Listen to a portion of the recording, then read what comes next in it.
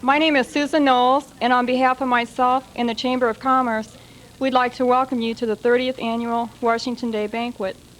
To start off with, I'd like to introduce Pastor Dean Beckwith from St. Mark's Lutheran Church, who will lead us in the invocation. I would invite you to join with me in prayer. Heavenly Father, bless our gathering here tonight as you have blessed our community. We thank you for giving us a community of people who have been mostly givers and doers rather than takers and users. From the earliest pioneer days, Washington has been a good place to work and to live, to learn and to love. Thank you. Help us realize this evening we have many gifts to be thankful for. Now we thank you for the food that sustains us and ask your presence as we dine with friends and neighbors. In Jesus' name we pray, amen. I wanted to take a few minutes to tell you, it seems like just a few weeks ago we were sitting around a table brainstorming, trying to come up with ideas for the banquet tonight, and then all of a sudden it was here. And it just seemed like everything fell into place. Everybody that we approached, we said, oh gosh, we need this, can you help out? And it was all, I'd love to, I'll be there. But our greatest compliment, I think, is when Sandy Moldovan called and said, hey, don't sell any more tickets, we are sold out. And that means so much, because that is what tonight is for the Chamber, to celebrate our Chamber of Commerce, and that's what tonight is all about. Right now, it gives me great pleasure to introduce the President of our Chamber of Commerce, Mr. Evan Jackson. Thanks, Susan. And I want you to stand up here a moment. I want you to stand up here. We were wanting to do something a little different this year for the 30th celebration of the Chamber of Commerce, and the board spent a lot of time saying, well, what could we do? Are we going to have the same old program kind of we've had the year? But no, we want to do something different. Well, there's one individual that we can call on from the board who is willing to spend her time and effort and put something together that's going to be different and first class, and Susan has done that, as we can see this evening. I want to thank her for it.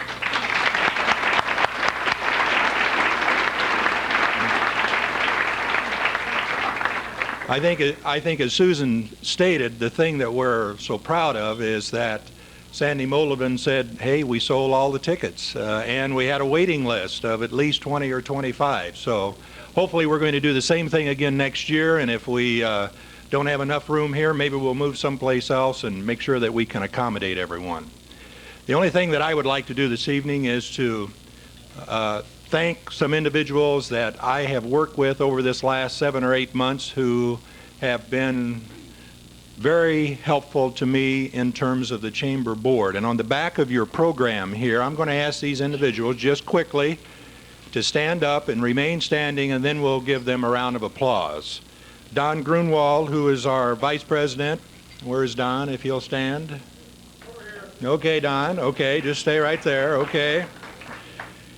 Dean Beckwith here, who is our secretary. Don Twaddle, I don't think Don is here.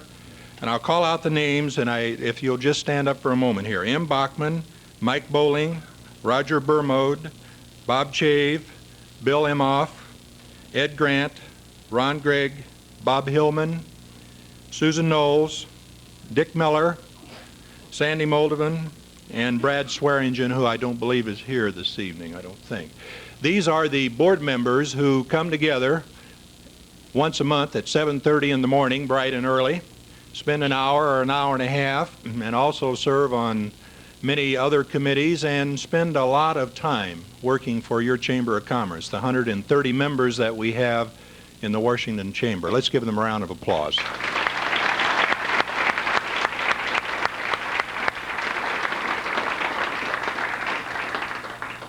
Last fall, our previous director, Sharon Travana, was offered an advancement in the chamber field and moved to Bloomington Normal. And we advertised in the Peoria paper and some other journals looking for someone. And we were very fortunate to find a lady by the name of Ann Fogg, who had just returned to the Washington area. She lives a few miles north of Washington. Her husband works for Caterpillar, and she had been overseas for a few years, had been a teacher previously, and had returned to Washington and was looking for something new and exciting. And so she applied for the position, and we had a committee from the board that interviewed 30. We had 30-some applicants for the position, and we selected her. She has done an excellent job. We probably have received more publicity as the chamber here in the last few months since she arrived than we have maybe in the last year. And I think she's done an excellent job also. I'd like to introduce her to you now, and she will introduce our speaker for the evening, who is someone I think I know, I believe, anyway. Okay, Ann, thank you.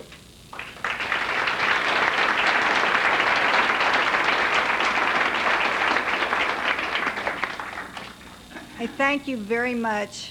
I often wondered what I would ever do if I ever came across a captive audience. Dreamed of the days of being Miss America, and that ended real quick. Went on and thought about the Academy Awards, and I always thought, boy, if I had an audience, I could really say something. I would not be a person to get up there, be speechless, not know what to say, and go through this whole list of names. Here I am with that opportunity, and all what you can think of. What is really important is those names. It is the people that has made all this possible. I thank all of you sincerely for the warm welcome you gave me, for coming tonight. You are truly very, very good neighbors. You are to be commended on this.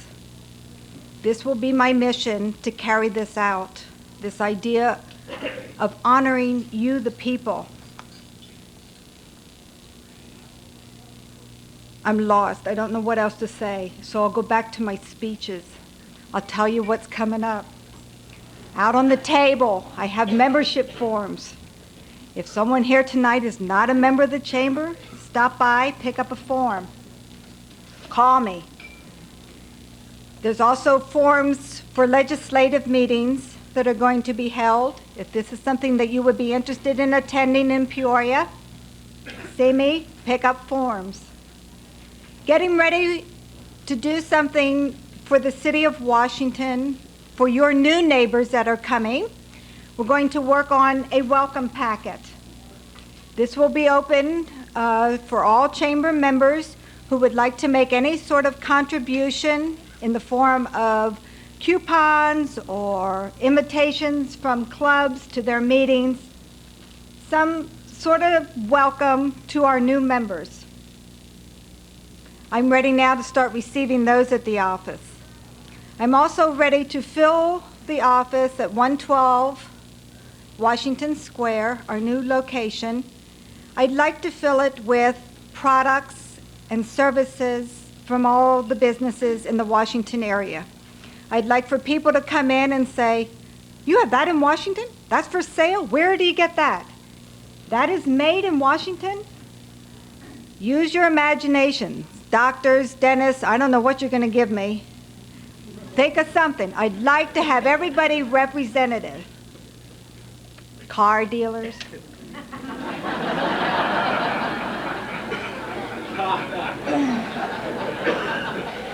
Okay.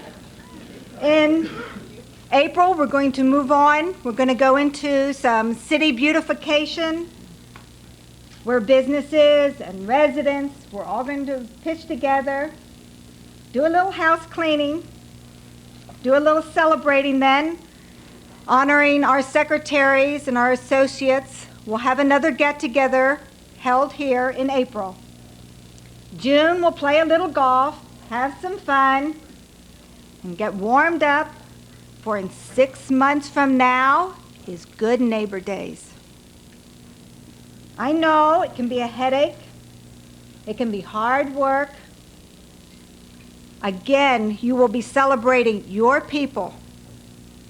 The word is going out nationally. and statewide, it has started this week, announcing Good Neighbor Days in Washington. I don't know what we're going to do yet, but the word's going out that you're celebrating.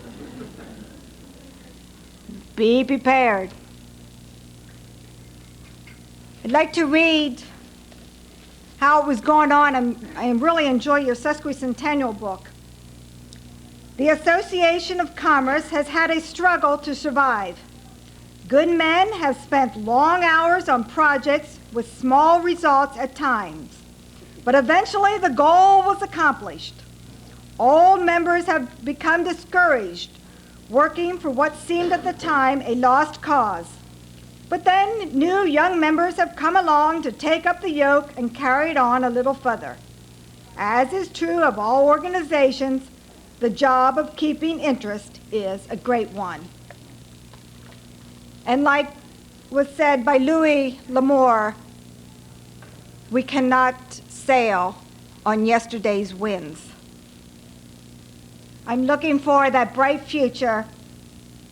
You all have that special glow. You are the people that keep it bright.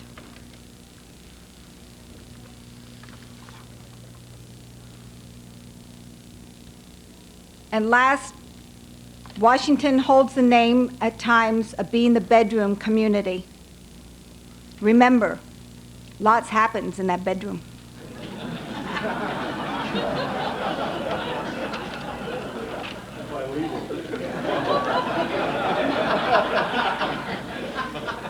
I didn't say anything.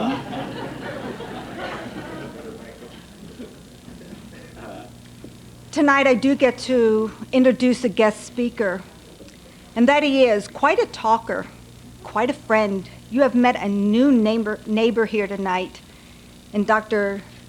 Thomas and his new bride, Lynn. They even came, you told me she's a new bride. They came dressed alike. I hope you notice his tie matches it. They didn't know it. I had to point it out to them. But they have two daughters, one a senior in college and the other working in the Chicago area.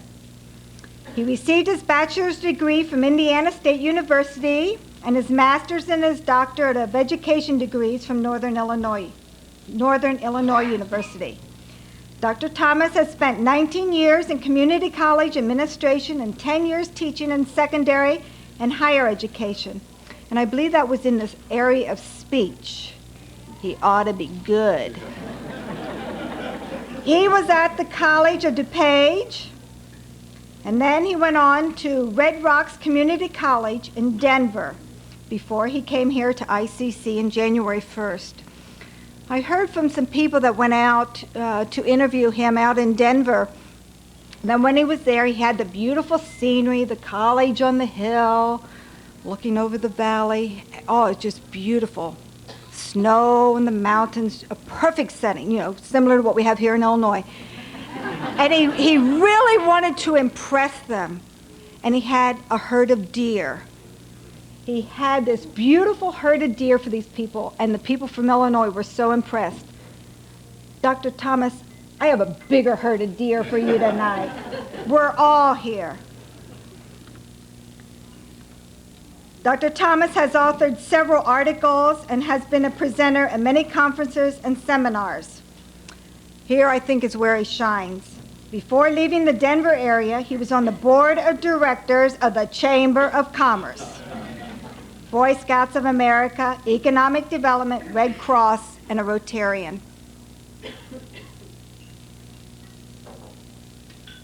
Like I said, I'm not the speaker, but I know what he's going to talk about, and I'm going to take part of his speech. He's going to talk about, he knows one story about Washington. Now, okay, I'll let him tell the story. My pleasure, Dr. Thomas K. Thomas.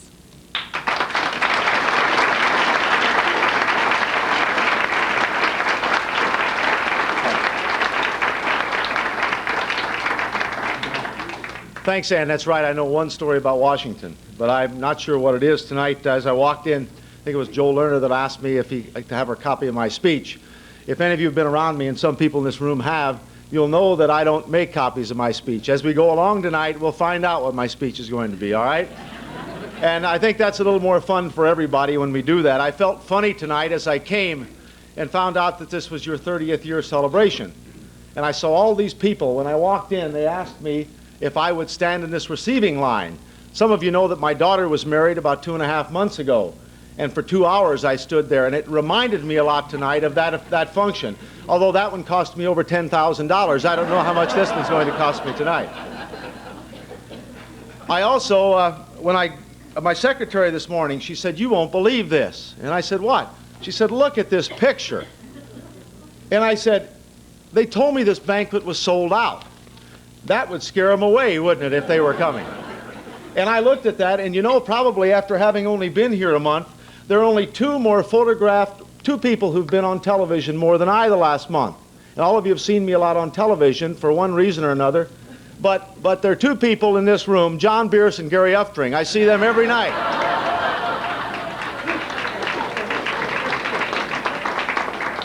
I even thought tonight that when I got this, it says here, probably could say Ford, Oldsmobile, or Chevrolet, but I've been trying to buy a car, and it shows here the price at $2,143. So we'll all try to get them at that tomorrow. Is that all right? Well, I did have the honor about a month ago of having Evan, who happens to work with me. I'd only been in town a few days. And he said, "Could we go over to this tea room?" He said, "Some people want to meet you."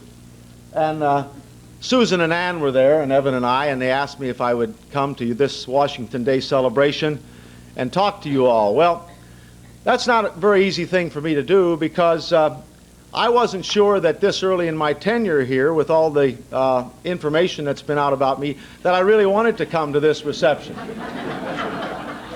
But anyway, I decided, especially after a piece of mud pie, and if any of you have had the mud pie at the tea room, you'll know what I mean. I had this piece of mud pie, and they said, "Would you go ahead and do this?" Well, I said, okay. I thought I would sort of try to stay incognito, though, for a while. And when I found out that all these people were coming, I actually thought originally they were coming to hear me. Well, then I met Miss Witt, and I know that that's the reason they really came tonight, right?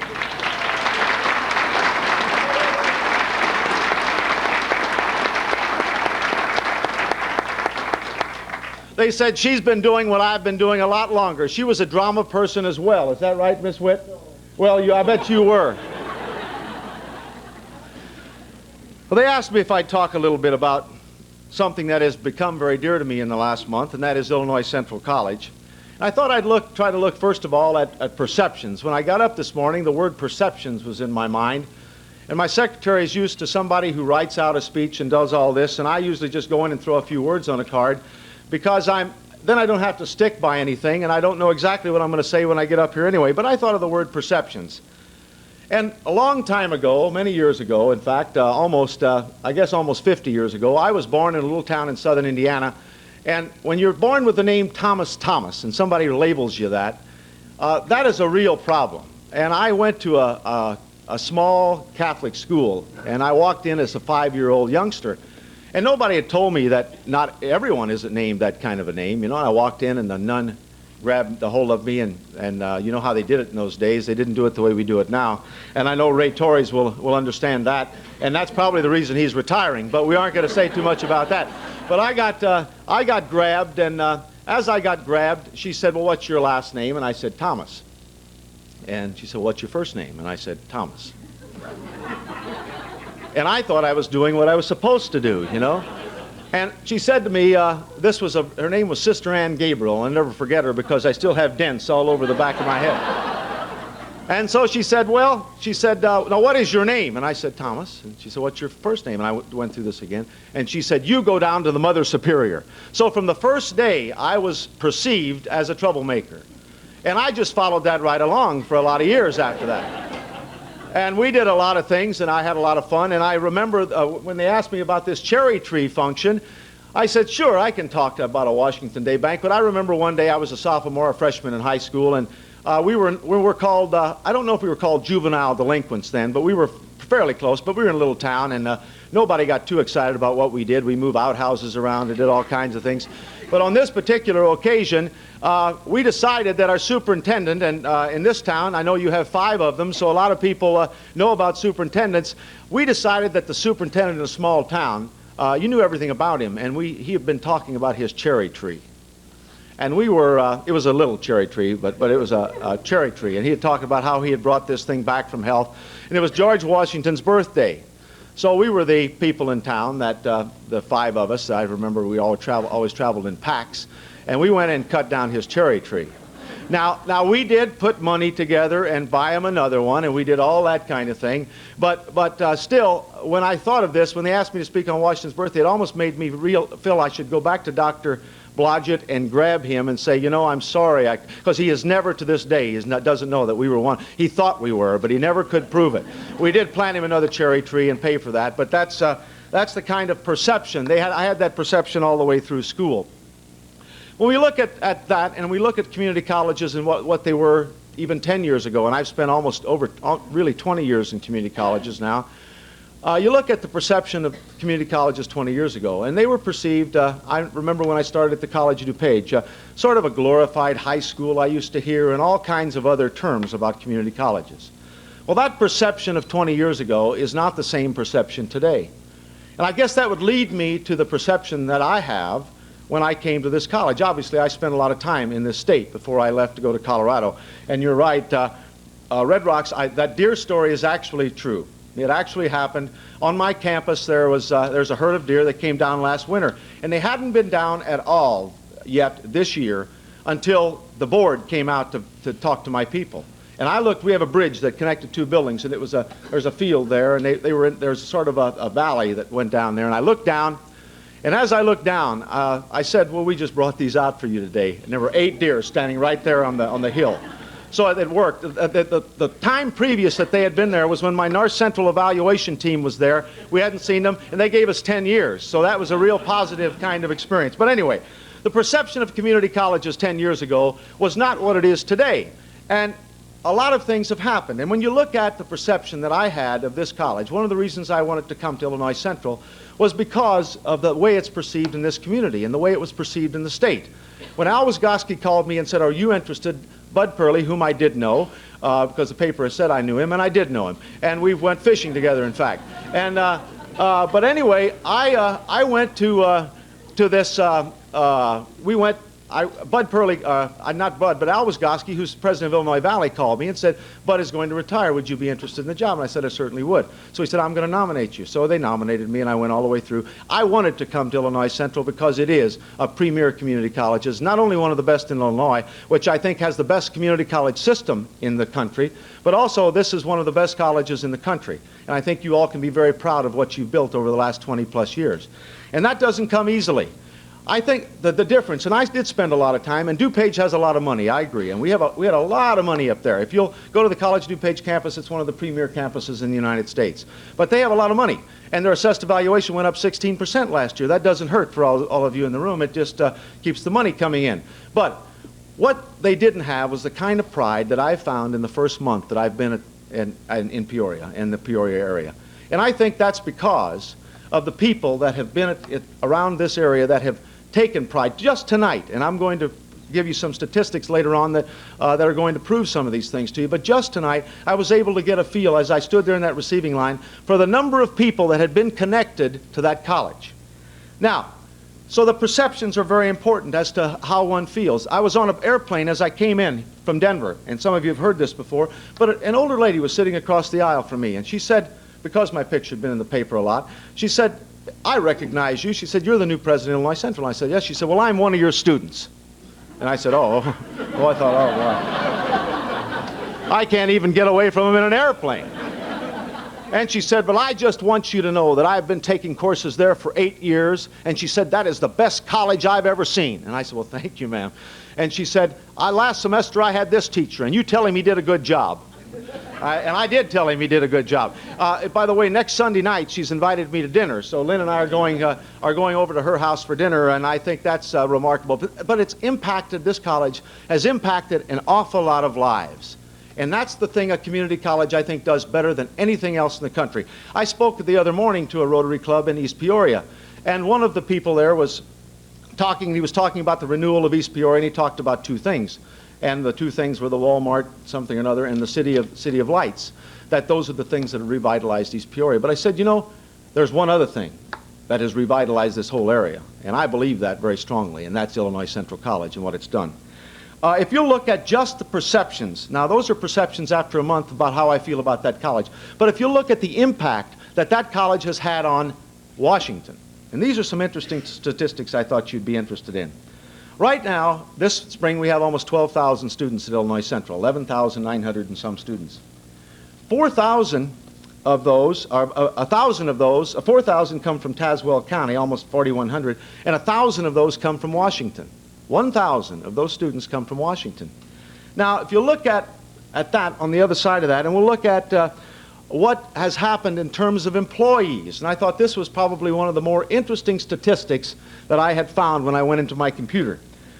That is that we have, from Washington, people who live in Washington and work at Illinois Central, we have 114 full-time employees and 199 part-time employees, and we have a total payroll in Washington alone that comes from Illinois Central back into the community of $3.5 million.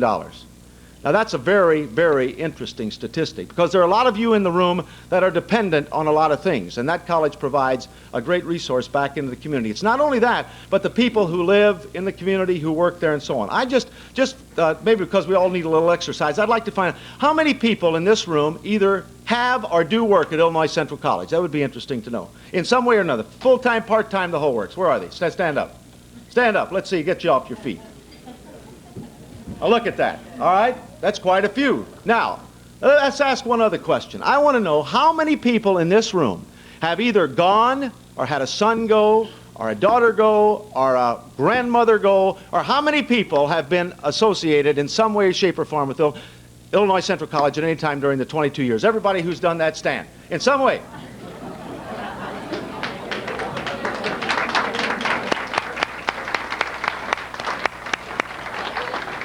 Now, has that college had an impact on this area? All right. Well, I think that just sort of got us up a little bit, and we got to speak. Well,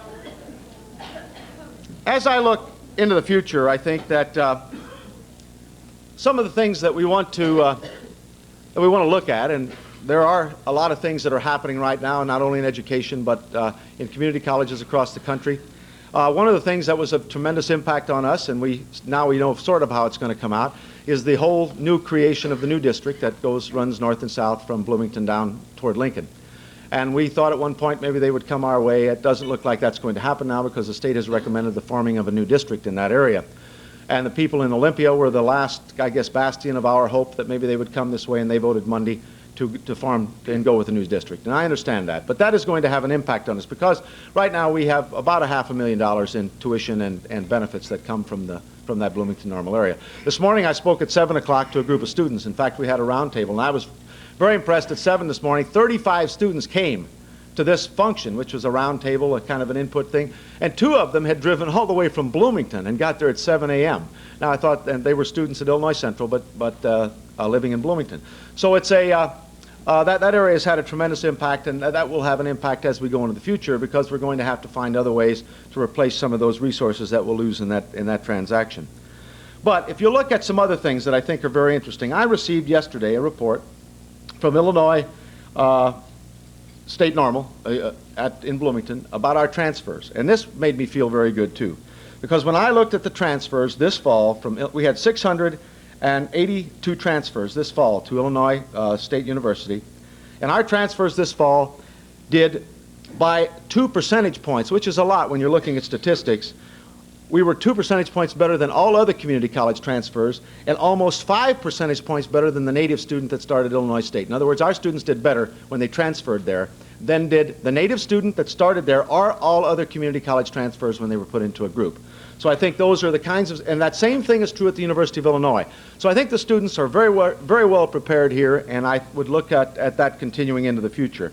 Another thing that, as we look into the future, that's going to affect us is we have over the next 5 years about 90 faculty that will be retiring. And that's a significant number when you look at the kinds of, we have about 200. So almost half of our faculty over the next 5 years will be retiring. Now that puts a lot of burden on us to make sure that we bring in the kind of people that we've had there and we're able to replace them. And so I think for all young people in the crowd, teaching is a pretty good thing to go into again right now. It wasn't for many, many years, but right now those statistics are picking up and you're going to have a lot of people retiring over the next 10 years, and we'll have to make sure that we are able to replace the people we have with the kind of people we want to look forward to in the future. We're doing so much more today with training and retraining. Right now, Caterpillar has come to us and is asking us for almost 90 additional classes in plant next year. 10 years ago, industry and education didn't even really talk to each other.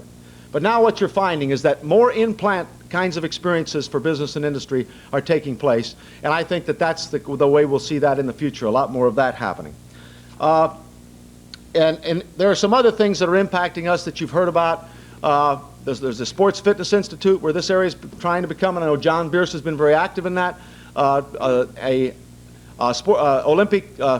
Olympic festival site, and we have looked at making Illinois Central a part of that, and we hope that that will be in our future, and there are a lot of other things that are impacting us. They asked me only to talk about 10 to 15 minutes, and I don't want to let them down. It's hard for an old speech teacher when he's got the mic, not to keep with it. But I do appreciate the support. I appreciate the kind of place that Illinois Central has been. I am very, very proud to be its president, and I think we've got an outstanding institution, and I'm happy to be in the Washington community and have this as the college as a very active part in the Washington community. I would handle any questions that anybody might have that I could answer, but I appreciate being asked to come, and I hope that your Washington Day celebration, though there's one other thing I must say, that Susan did tell me that the last of the speakers that they've had the last few years, wasn't only Susan, I think there were a couple others, who said that all the last speakers were duds. Now that's what they said to me before I came here tonight. How would you like to be asked to go to a thing where they say everybody always who speaks is a dud? All right. Thank you very, very much for coming tonight. I'm proud to be here.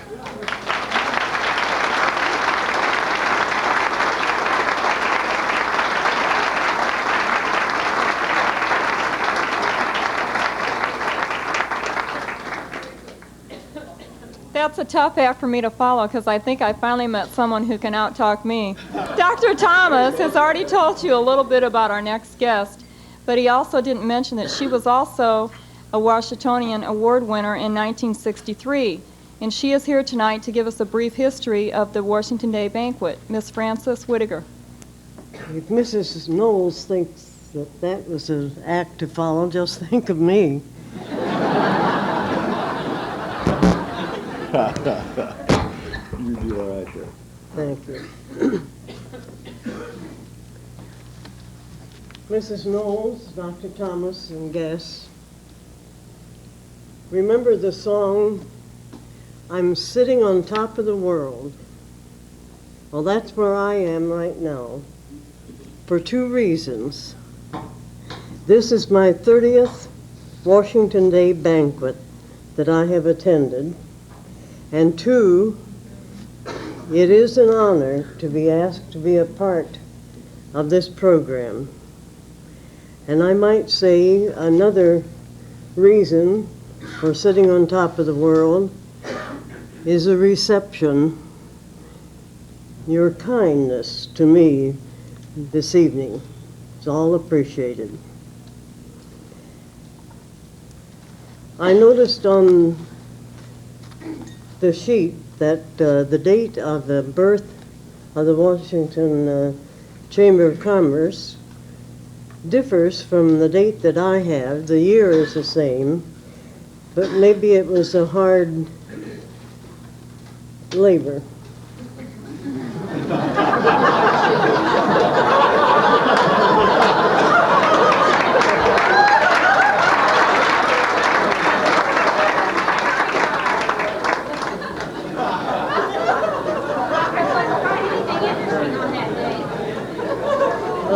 This isn't typical of the rest of my speech, I'll say that.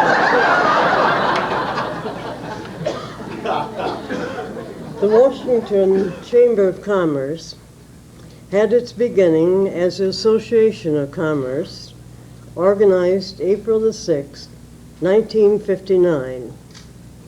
On June the 6th, 1975, the Business Council and the Association of Commerce merged. February the 28th, 1978, the name was changed to the Washington Chamber of Commerce, which has sponsored a great number of activities over the years. Not the least is a Washington Day banquet. This is a very special event, as it brings the community into thinking particularly of the goodness and generosity of its people. This is the second oldest community project, the first being the high school athletic banquet. There are over 120 organizations that belong to the Chamber. For the banquet, the Chamber has brought into the community some of the leading public figures, particularly on a state and national level, to share their thoughts with the community. The first banquet was held February the 22nd, 1960. The speaker was publisher W. Dean McNaughton of Pekin, who told of his personal trip to Russia. It was held at the St. Mark's Lutheran Church, as was the 1961 and the 1962 banquet.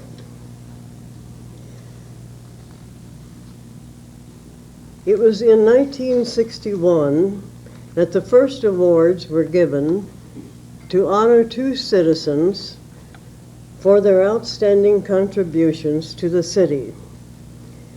Glenn Harkins, who is sitting here tonight, and his wife, who gave of his time and talents to all youth of Washington, and the beloved teacher, Miss Louise Hart, were so honored. The award was in the form of a hatchet, and I thought the first award was attached to a board, but Mr. Harkins has brought his award, and it's just a plain hatchet.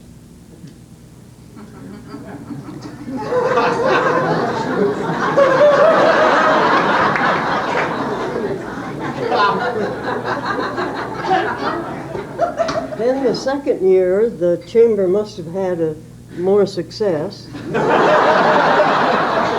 and they attached it to a board.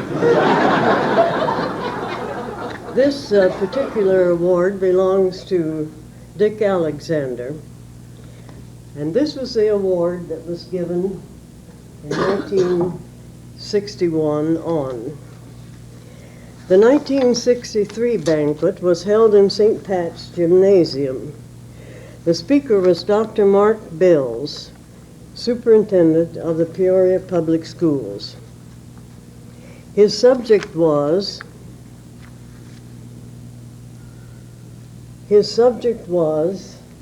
conservatives, liberals, and reactionaries. 26 years ago, leaders were worried about labels. Dr. Bills assailed the press for the practice of labeling and charged the public with thinking for itself and not accepting these press-assigned labels. The 1964 banquet was held at the high school cafeteria. The speaker was the Honorable Paul H. Douglas, United States Senator from Illinois. I quote two sentences from his speech. There is a great deal of hollowness and illusion in our national life. People are not what they seem, and issues are not what they seem. We might say the more life changes, the more it remains the same, because he went on and spoke about the trouble in the African nations and in the Middle East. The award was changed in 1964 from the hatchet and the board to this beautiful plaque. And you that are close up, if you look carefully, I think you can still see the fingerprints of my students. It's a very sacred piece for me. We have had wonderful speakers like the three mentioned, plus Speaker Alan J. Dixon, Secretary of State, Dr. Kenneth Edwards, President of Illinois Central College, Mr. Gordon Lindquist, Director of Traffic Safety, Chicago Motor Club, the Honorable James Thompson, Governor of Illinois, our beloved Reverend Carl Kameyer, when he was associated with the Moline Lutheran Hospital, and our own E. Pendleton James, who was assistant to President Reagan for presidential personnel, and our own John McLeese on his return from Oman and the Middle East. In 1986, the speaker was snowbound, and at the 12th hour, the committee found that there was enough talent in the Chamber of Commerce to have a successful banquet. Last year, 1988, was a very unique program, and it was called, as it is this year on the front of your program, a celebration of outstanding contributions to the Washington community. Not only has the award been changed, so has the format of the program. I have here 4 programs just to show you the different styles that they have had. This is the 3rd annual banquet in 1962, showing George Washington, of which I think 90% of the programs have used, Gilbert Stuart's portrait of Washington. This is a 1963 program. In 1977, it was in a booklet style, but on the back is shown the logo and the medallion as it was made for our sesquicentennial in 1975. And also it has the city's motto, Washington on the Grow, dash, dash, dash, for 152 years. Last year's program, still quite different, but I think very clever. In the back, it has George Washington as a lad with his hatchet, and the cherry tree forming a frame for the recipients of the award. From 1964 to 1988, the banquet was held in the high school cafeteria for the most part. The banquet was catered by everyone's friend, Martha Ryder, for some 17 or 18 years. Her 1962 menu was very apropos. Washington salad, George's braised early American steak, and Martha's cherry dessert. For 28 of the 30 years, the entertainment has been furnished by the high school music department. And I am sure that there are some of you here this evening who have been a part of that entertainment. The method of selecting the award winners is very simple, and I feel very unbiased.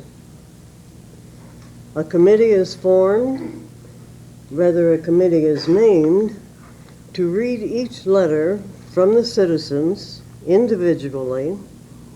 Then they meet as a committee discussing each letter as many times as necessary until two citizens are selected that have touched the community as a whole other than through their own professions. Long live the hundreds of volunteers in Washington. Long live the Chamber of Commerce, and especially long live the Washington Day Banquet. Thank you.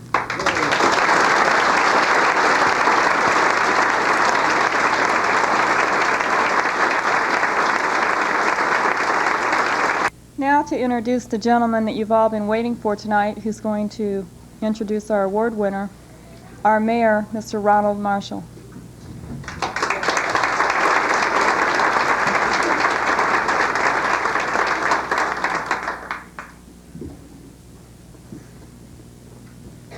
Thank you, Susan. I can't tell from here. Can you hear? Fine. Thank you. I've got two tough acts to follow. However, I have the easiest part tonight because it's all been written for me, or almost all of it. For the past 8 years, this has been an event I've looked forward to, and especially the privilege of naming the honorees each year. It's a special time and a special night when we recognize our friends and neighbors and for the exceptional contributions they make to the progress of our community and to the quality of life that we enjoy. And as we announce tonight's selection, I think it's only appropriate, since we haven't done so yet, to ask all of the former recipients who are with us this evening to stand. Please do so.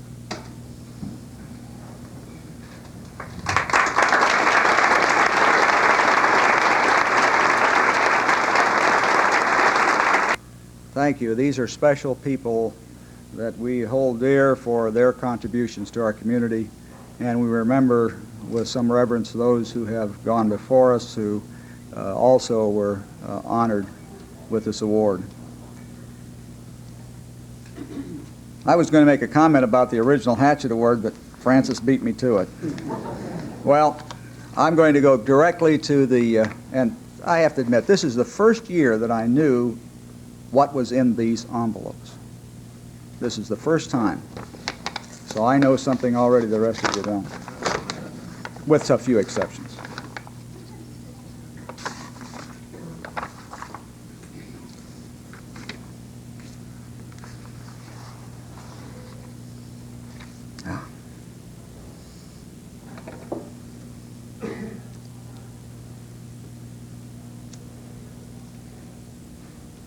For the first award, it begins one of the city's first Park District commissioners honored. A local resident who was instrumental in the formation and growth of Washington's Park District has been selected to receive the 1989 Washingtonian of the Year award.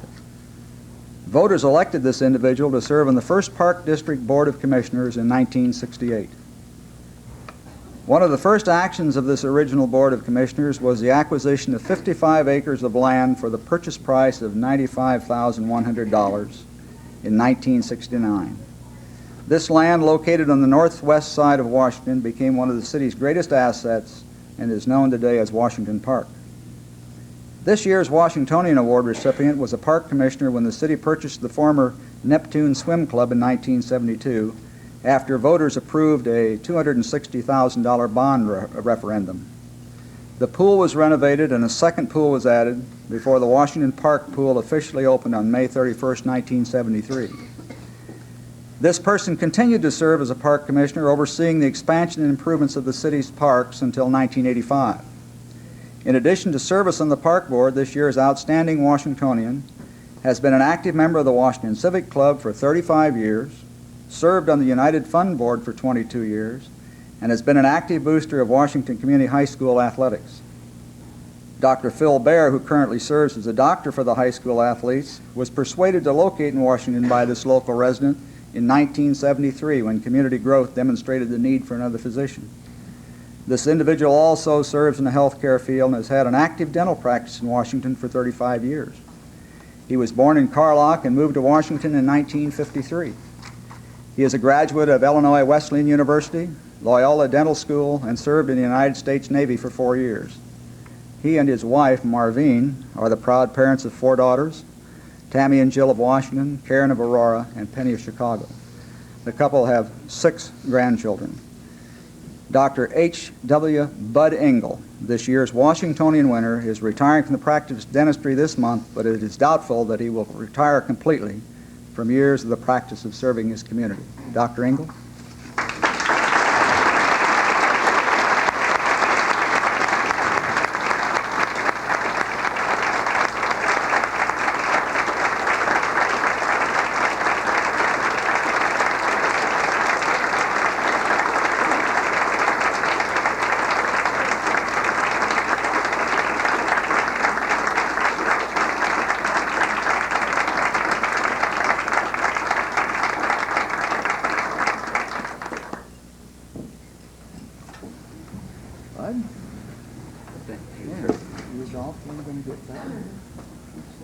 Well, I hope it does.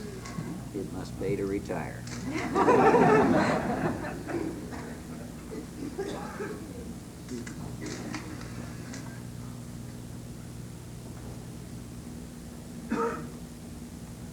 Did it the first time out. Yours. Well, I usually don't have too much trouble with talking, as my wife tells me, but this does throw you for a little bit of a loop, I will say that. I did spend, that park it's one of my pet projects. I really enjoyed the time that I spent on that, and it was a lot of work until we got a young man named Greg to help us out there, and I tell you, we got to give him an awful lot of credit for that park. He's done a wonderful job, but it is one of my pet projects, and I don't care what community you go in the size of this city, you won't find a nicer set of parks for this size of community than we have here in Washington, and probably there's a lot of people don't realize how much park district we really have. We know about the one right here in town where all the ball games go on and the picnic and so forth, but we have the ballparks out by the end of Cummings Lane that Caterpillar give us, and we have the 95 acres out here that the nature study and so forth. But that is one of my pet things, and I did enjoy that, and I spent 22 years on the United Fund, and with all that, I do have to give my wife a lot of credit. I had 4 daughters, and she had to do most of the raising of them, and I think she did an awfully good job, and because I know she didn't get a lot of help from me at those times. But thank you very much, and I really will hang this where it's seen by everyone. Thank you.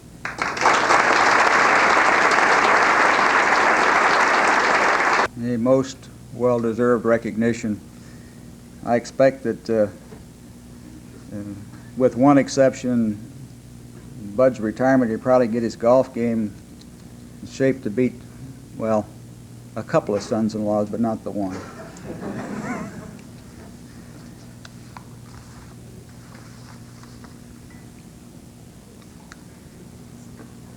The notice of the second recipient begins, unofficial Goodwill Ambassador named 1989 Washingtonian. Washington is fortunate to have its own unofficial Goodwill Ambassador in the person of this recipient of the 1989 Washingtonian Award. This dedicated Washington native has a long history of involvement in community projects, which include being a leader for both Boy Scout and Girl Scout troops, participation in the Biddy basketball program, and coaching a Little League baseball team. While for most people being a supportive parent and owning a successful business are enough to leave a person very little leisure time, this individual added multiple service endeavors to a self-imposed list of things to do. Called a tireless worker in one nominating petition, this person has combined volunteer work at the local nursing home with an avid interest in community affairs, active participation in church activities, and countless roles of community service. The church leadership roles have included service on the church council, membership in the choir, and the role of Sunday school teacher. Some of the actions of this particular individual, who does not discriminate in favor of older people or the very young in choosing pet projects to become involved in, were performed in disguise. Children in the community were enchanted by the appearance of this many-talented individual as Washington's own Easter Bunny or Halloween Witch, dispensing candy during seasonal promotions. A regular attendee at city council meetings, this Washington cheerleader sees no discrepancy in mixing serious business with fun-time activities for the benefit of the community. Promoting Washington and helping this city to be the best that it can be is best exemplified in this person's total dedication to the city's Good Neighbor Days Festival for the past 4 years. This year's winner of the Washingtonian Award is the daughter of Roy and Vivian Goker, the wife of Verlin Bachman, and the mother of 1 daughter and 2 sons. We've got the grandchildren. Emma Jean, better known as M. Bachman, is an outstanding example of the good neighbor policy she has so actively promoted. Em?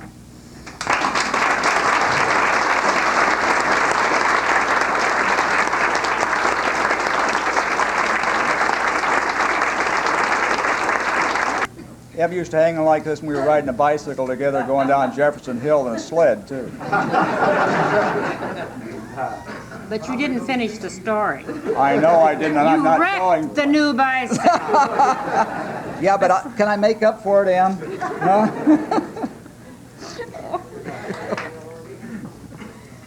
You overwhelmed me last year at Good Neighbor Days. I mean, this is it. I have no more left, I don't think. This couldn't be more precious if I'd won the Academy Award like she was talking about. Lord, I didn't know I could shake so bad. There's a few people, like my family, who have listened to me scream and yell and rant and rave. A husband who has had to do a lot of things that I'm sure he wasn't too happy about doing. A son who got very cranky sometimes. A mother who I'm very proud of, who has helped me in many, many ways. A friend like Gail Casey, who is really going to get it when we get out of here. And as I look around, a lot of other people, because people is what it's all about. To me, that is the most important thing, family and people, and being the good neighbor and the friends. And I thank you very, very much. This is very, very special.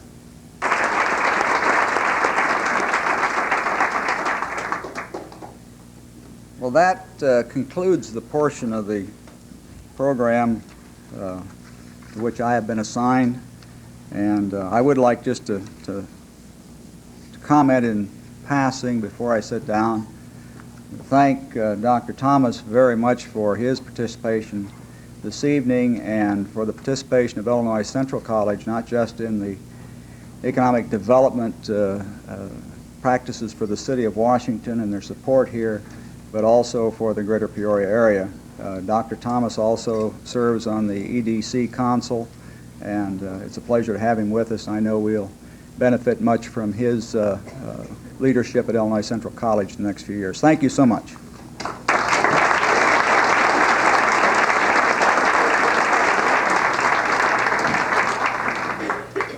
We're not finished. We added something this year, and I asked to have the floor back to do this. We're starting a new tradition, Ms. Witt. Start taking notes how we do it so I know how to do it next year. We want to talk about businesses. Businesses are made up of people, but a business is also a big part of the Washington community. So we would like to award an outstanding business of the year. It was new. I wasn't sure that anyone would accept it. There were applications, many, in different forms. Interesting how you promote, how you want to win. Keep it up. We're going to keep on. We're going to keep having these awards as long as we have so many nominations. I commend you all for taking that time to recognize these people and these businesses. The business chosen to receive the Chamber of Commerce Outstanding Business Award for 1989 has been in operations for 12 years. When I was moving back here, people said, "Oh, you don't live far from such and such a place. We go there once a year." Now I get company because of this business. Since its unassuming conception in the family garage, the business has grown to become one of the most recognized operations of its kind for top quality products and service. A total of 13 are currently employed in the shop, which has posted a 25% increase in sales in the past 3 years. A 16% increase in annual sales occurred in the last fiscal year. The combination of courteous, basic service and a wide range of products has made this business an asset to the community of Washington. One nominating letter read, "The selection committee agreed that this shop, which has grown from a one-man operation to a thriving business, epitomizes the criteria for selection to receive the first Outstanding Business Award presented by the Chamber of Commerce. The business is located at 308 North Main Street. The winner is Russell's Cycle World."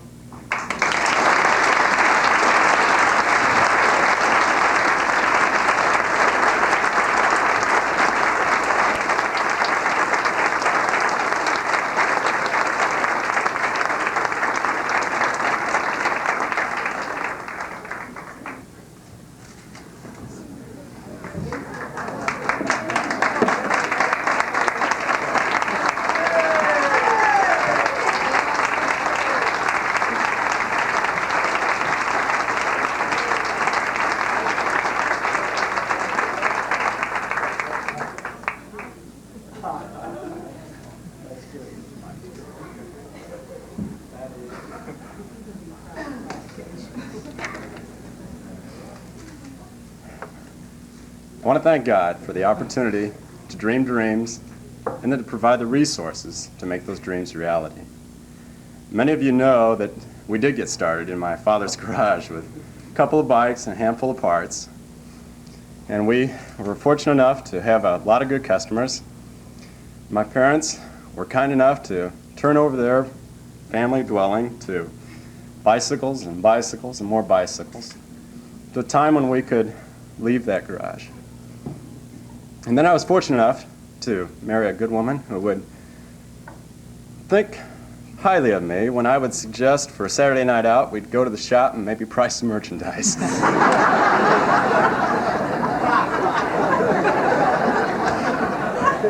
And I was fortunate enough to come across a good business companion who serves as our service manager, and he lived across the street from my father's garage. And Kevin Themey is that service manager. And resources, of course, are necessary to make anything successful. And the gentleman you see standing before you are one of the greatest resources I've ever had. It's the 9 men that Kevin and I and 3 others have had the pleasure of being the management team over. When you come into our store, these young men present themselves in a fashion that I'm very proud of. It's a tremendous opportunity to be involved with young men like this, and these men are from Washington. When I first opened up, we had, and still have, a tremendous business community. And they provided for us, 11, 12 years ago, role models that I followed, looked up to, And even though they aren't Madison Avenue execs, the figures behind their salaries don't contain all the zeros. You can drive around the square and up and down the streets of Washington early in the morning before their stores open, and you'll see people in there working, people who bet the farm folks that their business will be successful. I'm very proud to be involved in business in Washington. Very proud to be accepting this award. Thank you very much.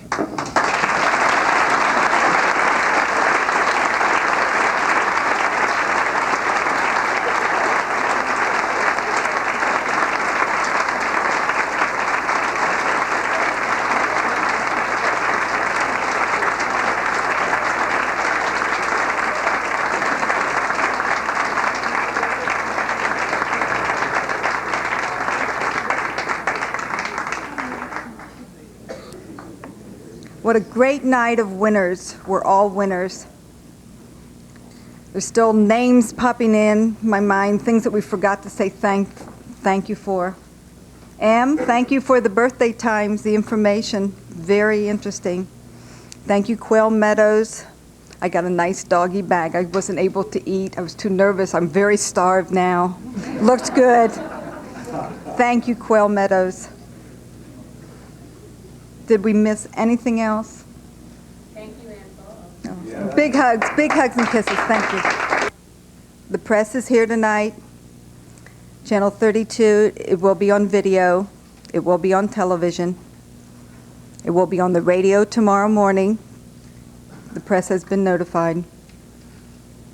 With this, we'd like to give thanks. Reverend Beckwith. May the Lord bless us and keep us. May the Lord make his face to shine upon us and be gracious unto us. May the Lord lift his countenance upon us and grant us his peace, this night and always. Amen. Depart in peace.